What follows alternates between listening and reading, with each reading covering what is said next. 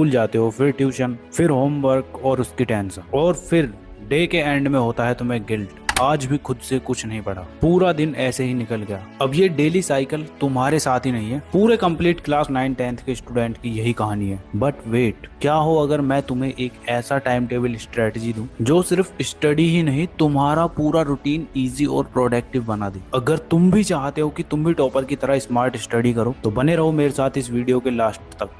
So hi everyone, this is Mukul Bhardwaj और आज की वीडियो में हम बात कर रहे होंगे क्लास 9-10th वाले बच्चों के टाइम टेबल की। तो आज की वीडियो में मैं तुम्हें सबसे पहले 5 गोल्डन रूल बताऊंगा जो हर टॉपर फॉलो करता है, ठीक है। उसके बाद morning, afternoon, evening and night her slot का बेस्ट यूज तुम्हें कैसे करना है वो बताऊंगा। फिर मैं तुम्हें लास्ट में बताऊंगा तुम्हारा वीकेंड प्लान, उसमें तुम्हें क्या क्या करना है। सब कुछ एकदम रियलिस्टिक होगा क्योंकि मुझे भी पता है स्कूल और ट्यूशन का क्या प्रेशर होता है, तो उसी को देखते हुए ये वीडियो क्रिएट की गई है। तो चलो सबसे पहले 5 गोल्डन रूल्स को एक्सप्लोर कर लेते हैं जो कि तुम्हारे लिए बहुत ही ज्यादा हेल्पफुल होने वाले हैं। तो रूल नंबर 1 है balance between school, tuition and self study. पता है तुम्हें सबसे बड़ा मिस्टेक क्या होता है? लोग समझते हैं कि school plus tuition is equal to पढ़ाई हो गई, लेकिन ये सबसे बेकार थिंकिंग है। ट्रूथ ये है कि बगैर सेल्फ स्टडी के तुम कुछ नहीं कर सकते। अब इसको तुम कुछ इस तरह से समझ सकते हो, स्कूल इज इक्वल टू तुम्हारा होता है लर्निंग, ट्यूशन या फिर ऑनलाइन कोचिंग तुम्हारा होता है प्रैक्टिस के लिए, और self study is equal to होता है mastery.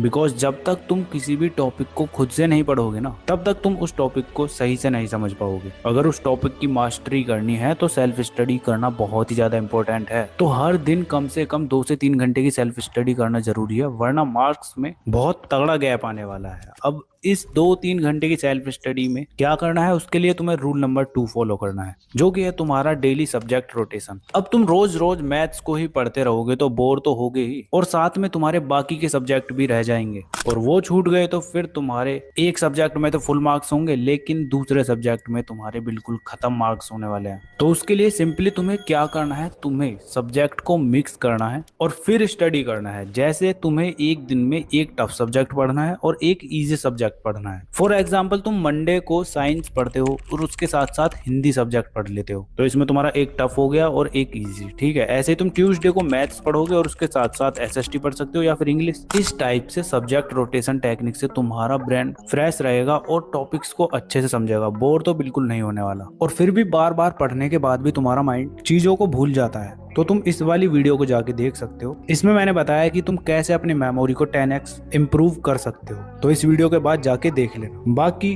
Easy and tough subject का कॉम्बिनेशन तुम्हारा है ही, और अभी इस कॉम्बिनेशन को मैं तुम्हें आगे बताऊंगा वीडियो में। मैंने बताया था ना कि प्रॉपर टाइम टेबल बताऊंगा अच्छे से, लेकिन उससे पहले ये 5 गोल्डन रूल भी तो इम्पोर्टेंट है। अब ये 3rd रूल तुम्हारा टाइम टेबल के लिए सबसे ज्यादा इंपॉर्टेंट होने वाला है, जो कि है power slot for weak subjects. आज के टाइम पर मेजोरिटी बच्चे क्या करते हैं, जो उनका वीक सब्जेक्ट होता है ना, उससे वो दूर भागते हैं, और जो फेवरेट सब्जेक्ट होगा उसको पूरा दिन पढ़ते रहेंगे बस। लेकिन मेरी जान, तुम्हें ऐसा बिल्कुल नहीं करना है। तुम्हें अपने वीक सब्जेक्ट से भागना नहीं है। रोज 30 से 45 मिनट दो। अब चाहे वो सब्जेक्ट मैथ्स हो या फिर एसएसटी हो या फिर साइंस हो, हर दिन थोड़ा थोड़ा पढ़ो। और उसके लिए पावर स्लॉट कौन सा होने वाला है जिस टाइम पर तुम्हें अपना ये टफ सब्जेक्ट पढ़ना है, वो तुम्हें अभी वीडियो में आगे पता चलेगा जब मैं तुम्हें एग्जैक्ट टाइम टेबल बताऊंगा। उससे पहले तुम्हें इस स्लॉट में करना क्या है वो बताऊं। तो तुम्हें इस स्लॉट में जो तुमने लास्ट डे पढ़ा था ना, उसके पूरे कॉन्सेप्ट को रिवाइज करना है अच्छे से। उसके क्वेश्चंस लगाने हैं, 2 से 3 क्वेश्चंस की प्रैक्टिस करो, और फिर एनसीईआरटी का एक टॉपिक को अच्छे से फिनिश करो। ऐसे तुम डेली 1% का इम्प्रूवमेंट करोगे ना, तो ऐसे ही तुम्हारा मंथ में 30% का इम्प्रूवमेंट हो रहा होगा। तो समझ गए ना वीक सब्जेक्ट के लिए क्या करना है। अब तुम्हारे माइंड में चल रहा होगा कि ये वीक सब्जेक्ट पढ़ना कब है, कब पावर स्लॉट बनाना है। तो उसके लिए तुम्हारा रूल नंबर 4 आता है, morning for new, night for revision. अब जैसे तुम्हें साइंस टफ सब्जेक्ट लगता है, तो उसको तुम मॉर्निंग में पढ़ना स्टार्ट कर दो, क्योंकि तब माइंड फ्रेश होता है और डिस्ट्रैक्शंस कम होते हैं। तो बस मॉर्निंग में टफ सब्जेक्ट पढ़ो और रात को तुम बस रिवाइज करो, जो पढ़ा है उसका बस रिवीजन करो,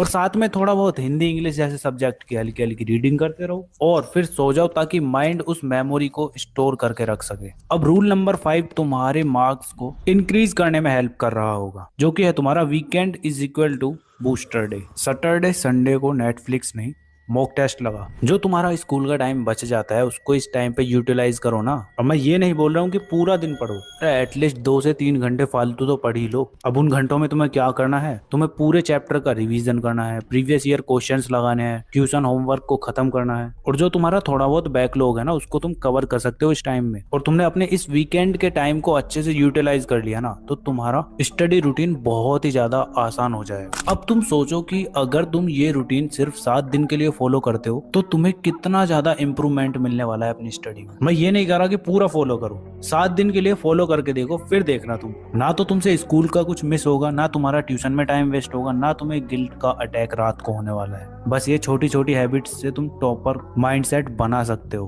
अब उसके लिए तुम्हें मैं फुल्ली एग्जैक्ट टाइम टेबल बताने वाला हूँ जिसके अंदर तुम्हारे 4 स्लॉट्स होने वाले हैं। एक स्लॉट होगा तुम्हारा मॉर्निंग का, एक होगा तुम्हारा आफ्टरनून का, एक होगा इवनिंग का और एक होगा नाइट का। तो स्टार्टिंग करते हैं मॉर्निंग में। तो मॉर्निंग में यार तुम सबसे पहले 5 AM तक उठ रहे होगे, 30 मिनट के अंदर फ्रेश हो आके तुम स्टडी करने के लिए बैठ जाओगे 5:30 तक। अब 5:30 से 6:15 तक तुम अपना पावर स्लॉट यूज कर रहे होगे जो कि तुम्हारा वीक सब्जेक्ट के लिए होने वाला है, मैंने तुम्हें पहले ही बताया था। तो पूरा कंप्लीट 45 मिनट अच्छे से तुम अपने वीक सब्जेक्ट को पढ़ रहे होगे। क्या क्या पढ़ना था वो भी मैंने तुम्हें ऑलरेडी बता दिया है। उसके बाद तुम 15 मिनट के लिए मीन 6:15 से 6:30 तक तुमने लास्ट डे जो पढ़ा था ना उसके नोट्स को अच्छे से रिवाइज कर लेना है 15 मिनट के अंदर, ठीक है। फिर तुम अपने स्कूल के लिए रेडी होगे और ब्रेकफास्ट करोगे। अब तुम्हारी स्कूल की टाइमिंग मैंने मान लिया जो कि सभी बच्चों की एवरेज होती है 7:30 से 1:30 PM तक। मतलब कि इस टाइम स्लॉट में तुम अपने स्कूल जाते हो, स्कूल से आ जाते हो, अपने घर पर तुम 7:30 तक आ जाते हो,